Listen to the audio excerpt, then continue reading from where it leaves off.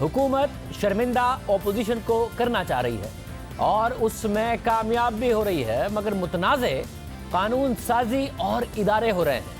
तहरीक इंसाफ पर इल्ज़ाम लग रहा है कि वो फौज को मुतनाज़े बना रही है, सियासी मामलात में घसीट रही है और चाहती है कि आर्मी चीफ की मुद्दत मुलाजमत का मामला सियासी हो जाए। पहले जब आर्मी चीफ की मुद्दत मुलाजमत में तौसी का मामला सुप्रीम कोर्ट से पार्लियामेंट में आया तो हुकूमती अरकान ने मुतनाज़े बयानात दिए और जब अपोजिशन ने हुकूमती बिल की हिमायत कर दी और वोट दे दिया तो फिर से हुकूमती अरकान ने अपोजिशन को ताने देना शुरू कर दिए हैं और हुकूमत एक ऐसे मामले को फिर से जिंदा कर रही है जिस पर ना तो अपोजिशन बात करना चाह रही थी और ना ही मीडिया बात कर रहा था, मगर हुकूमत ने खुद यह मामला उठा दिया है। गुज़िश्ता रोज वफाकी वजीर फैसल वाउडा ने टीवी शो में वो फौजी बूट ले आए जिस पर तनकीद शुरू हो गई।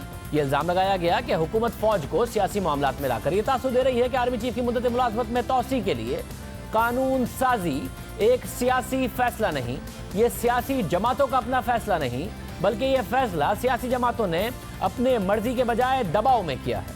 गुज़िश्ता रोज टीवी प्रोग्राम में फौजी बूट लाने पर वफाकी वजीर फैसल वाउडा ने आज वजाहत दी कि उन्होंने जियो न्यूज़ के प्रोग्राम कैपिटल टॉक में कहा कि वजीर आजम इमरान खान बूट वाली बात से खुश नहीं। अगर आप मुझसे फैक्चुअल बात करेंगे तो मेरी प्राइम मिनिस्टर साहब से बात हुई इस मामले पे बात हुई और प्राइम मिनिस्टर साहब was not happy with the boot thing. ठीक, मैं बड़ा कैटेगोरिकली कह रहा हूँ, वो आपसे खुश नहीं है इस पे। बूट देखिए, मैंने एग्जैक्ट वर्ड यूज किया कि he was not happy with the boot thing. ठीक है, तो इसका मतलब उनको नहीं अच्छी लगी।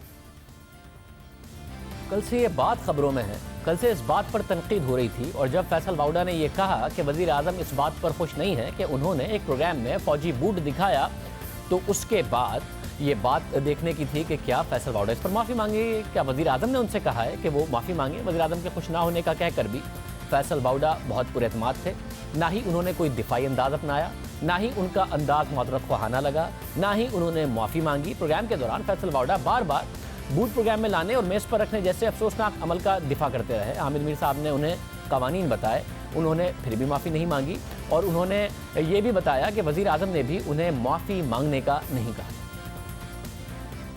आपने मेज़ पर बूट रखा, ये आपने ना सिर्फ मेहमानों की बेइज्जती की बल्कि आपने प्रोग्राम के होस्ट की भी बेइज्जती की और आपने पैमरा के कोड ऑफ कंडक्ट की सरीहन खिलाफवर्जी की। थोड़ी सी आप छोटी सी सॉरी कर लें।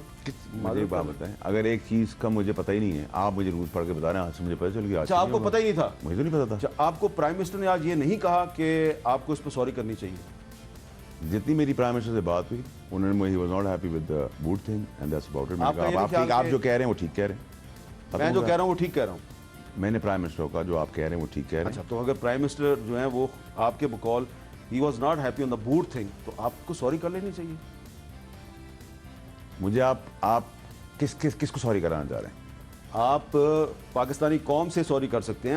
आप ये कह सकते हैं कि ये मुझे पता नहीं था इन रूल्स का, तो मैं सॉरी करता हूं। मुझे नहीं पता और मैंने किसी चीज़ पे कोई चीज़ की तस्लील नहीं की। मैं आपसे सवाल ये पूछ रहा हूँ कि हामिद मीर साहब, ये काम आपने इतनी बड़ी बड़ी बातें की थी, आज आप वक्त ज़रूरत आप यहाँ आके खड़े हो गए और आप कहते हैं कि जी मैं चाहिए। ऐसी बात है कि आज नवाज शरीफ साहब जाके इमरान खान साहब को गले मिलकर चूम लें, नहीं वो आपको इतराज होगा? आपने सारी बातें की है ना, बगैर बूट के आपने कर दी, तो आप बगैर बूट के भी कर सकते थे। मैं सिर्फ आपसे देखिए मैं मैसेज कॉम को, मैंने आपसे कहा ना कि आप ये डिबेट कर सकते हैं कि वो एक्ट ऑफ बूट राइट है या रॉन्ग है, मैं उसके लिए तैयार हूँ। वो डिबेट के लिए वो रॉन्ग था ना, आप कहते हैं रॉन्ग है, मुझे उसमें कोई मसला नहीं। वो राइट है, मुझे उसमें कोई मसला नहीं। मैं तो ये कह नहीं रहा, सिंबॉलिकली उनको एक्सपोज करा था, वो एक्सपोज हो गए हैं।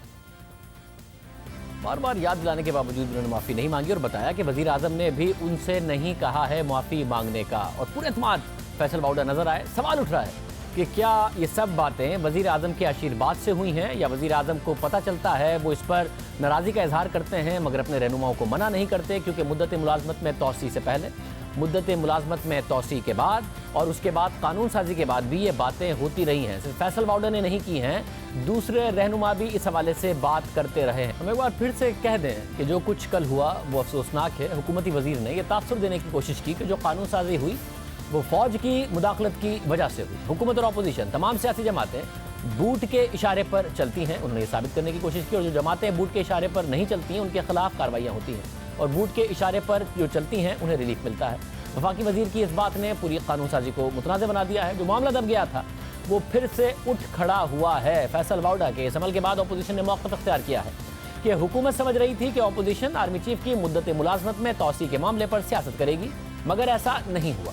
गुज़िश्ता रोज़ हमारे प्रोग्राम में नून लीग के सीनियर रहनुमा राना सनाउल्लाह ने फैसल वाउडा के अमल पर रद्द-ए-अमल देते हुए कहा कि हुकूमत इस मामले पर सियासत कर रही है और वो नहीं कर सकी, इसलिए अब ये रद्द-ए-अमल दे रही है। मगर इसे सिर्फ एक वजीर का अमल कहना दुरुस्त नहीं है। फैसल वाउडा समेत दीगर वफाकी वुज़रा इस कानून साजी से पहले भी एतमाद के साथ ये कहते रहे कि अपोजिशन वोट देगी। बिल मंजूर होने से पहले फैसल वाउडा ने कैपिटल टॉक में ही कहा था कि अपोजिशन लेट कर भी वोट देगी। हम उनकी तरफ हाथ मिलाना भी चाहते हैं, उनकी शक्ल भी देखना चाहते हैं, तो बातचीत तो बहुत दूर की चीज़ है।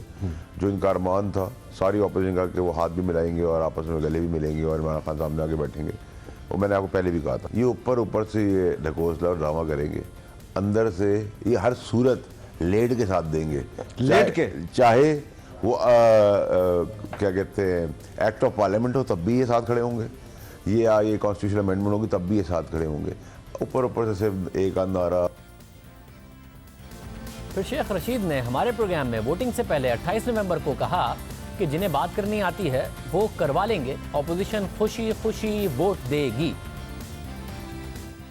आप समझते हैं अभी आसानी से एक्ट ऑफ पार्लियामेंट भी बन जाएगा, नून लीग पीपल्स पार्टी आसानी से मान जाएंगी। देखें, उनसे बात होगी, बात जो करने वाले हैं उनको बात करने का सलीका और तरीका आता है, बात समझें, डन है। जो आपने जुमला कहा है ये दूसरी मर्तबा कहा है। पहले मौलाना के लिए कहा था कि जिन्हें बात करनी आती है वो मौलाना से बात कर लेंगे, आपने फिर कहा जिन्हें बात करनी आती है वो मामला तय कर लेंगे। नहीं, अब हुकूमत कुछ नहीं करेगी, ये जो लेजिस्लेशन का मसला इसको अपोजिशन पर ऑन बोर्ड लाने का काम भी जिन्हें बात करनी आती है वो करा लेंगे, खुशी खुशी वोट देंगे। आप देख लेना मेरी ये भी बात, जब मैं कह रहा था मौलाना चला जाएगा, आप सारे लोग मेरा मजाक उड़ा रहे थे। ये मैंने 6 महीने पहले कहा कि नवंबर दिसंबर इंपॉर्टेंट महीने हैं, 15 जनवरी तक सारे हालात नॉर्मल हो जाएंगे। शेख रशीद ने कहा कि 15 जनवरी तक हालात ठीक हो जाएंगे, नॉर्मल हो जाएंगे। आज 15 जनवरी है, वो मसला वाकई हल हो गया। जो कुछ फैसल वाउडा ने, शेख रशीद ने कहा वो दुरुस्त साबित हुआ, मगर हुकूमत ने नया मसला खड़ा कर दिया है। आर्मी चीफ की मुद्दत मुलाजमत में तौसी के बाद भी जब वोट डाल दिए गए तो वफाकी वजीर गुलाम सरवर ने हम टीवी के प्रोग्राम में मेज़बान आदिल शाजिब से बात करते हुए यही बात दोहराई। हुकूमत ने वोटिंग से पहले भी ये बातें की, फिर जब वोटिंग हो गई, मामला सेटल हो गया, फिर ये बातें की और फिर ये मामला उठा दिया है, इस मामले को जिंदा कर दिया है, मुतनाज़ बना दिया है।